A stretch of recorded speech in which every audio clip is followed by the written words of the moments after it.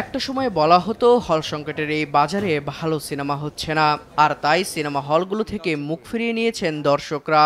তবে গত কয়েক বছরে পরিবর্তন হয়েছে সিনেমার সেই দৃশ্যপট। ঈদকে সামনে রেখে পরিচালক ও প্রযোজকরা মুক্তি দিয়ে আসছে রেকর্ড সংখ্যক সিনেমা, আর তাতে দর্শকের সংখ্যাও বেড়েছে দিনকে দিন। এবারের ঈদুল আজহায় মুক্তি পাওয়া সিনেমাগুলো সেই আশার আলোয় নতুন প্রাণ সঞ্চার করেছে। তবে সেই আলোর সবটাই যেন জুড়ে আছে তুফানের ছোঁয়া। হল ঘুরে দেখা যায় তুফানের জয়গানের চারিদিকে। সিনেমা প্রেমীরা এ সময় বলেন, তুফানের যে টিজারটা দেখছি, এটা মনে হয় যে আমাদের বাংলাদেশে একটা ইতিহাস কিছু গড়বে। সেই জন্য আমি এই সিনেমাটা দেখতে আসছি। শাকিব খানের এই লুকটা আসলে আমাদের অনেক ভালো লেগেছে এবং আশা করব শাকিব খান পরবর্তীতে আরও ভালো ভালো কিছু ছবি উপহার দিবে। এদিকে দর্শকদের সঙ্গে সিনেমা দেখতে সিনেপ্লেক্সে হাজির হয়েছিলেন আগন্তুক সিনেমার কলাকৌশলীরা।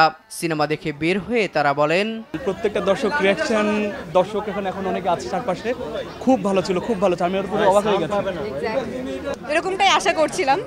দর্শকদের একটা আমাদের যে সিনেমার টুইস্ট আছে, যে টুইস্টটা আসলে দর্শকরা খুব ভালোভাবে বুঝতে পেরেছে এবং তাদের রিয়াকশনগুলো খুব ভালো ছিল। সো এটাই আসলে আমরা চাচ্ছিলাম। আমি বরাবরই নিজের কাজ দেখে খুবই লজ্জা পাই এবং মনে হয় যে আমি এটা কি করলাম, কিছুই হয়নি।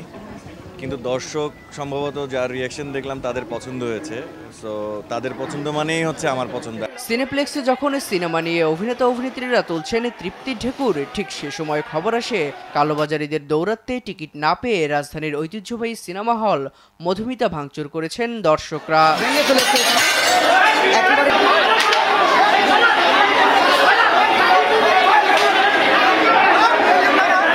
যে আমি 4টা বাজে আসছি, ওনারা টিকিট কাউন্টারই খোলা নাই, ওনারা সবগুলা টিকিট বাইরে বিক্রি করছে।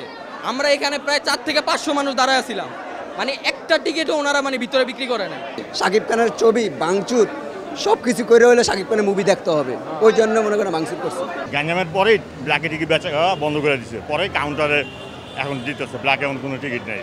এই যখন ছিল দর্শকদের প্রতিক্রিয়া, তখন মধুমিতা সিনেমা হলের কর্ণধার ইফতেখার উদ্দিন নওশাদ কিছুটা ক্ষোভ ঝেড়ে বলেন, হবে এটা ব্ল্যাক তো উই ক্যান্ট হেল্প ব্ল্যাক আপনি শুনেন, খাওয়া দাওয়ার এখন যে দাম বাড়ছে, এগুলো নিয়ন্ত্রণ করতেছে কেউ? যে পাবলিকরা যায় ওখানে পিটায় না কেন? আপনি ট্রেনের থেকে আমি এটা এনকারেজ করতেছি না, বাট ব্ল্যাক আমরা করি না।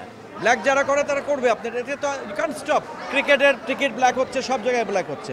আর ব্ল্যাক তো আপনাকে 12 মাস ব্ল্যাক হয়, 6 মাস তো এখন হল বন্ধই থাকে, 6-7 মাস তো হল বন্ধই থাকে। যেটা বলছেন ডিসাইড করতে হল বন্ধ করে দেবো কিন্তু আমরা।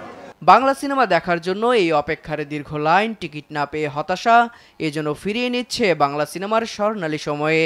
এভাবেই বাংলা সিনেমার হবে জয়ধ্বনি, এমনটাই মনে করেন অনেকে। দেব রায় দীপ্ত, দেশ টিভি।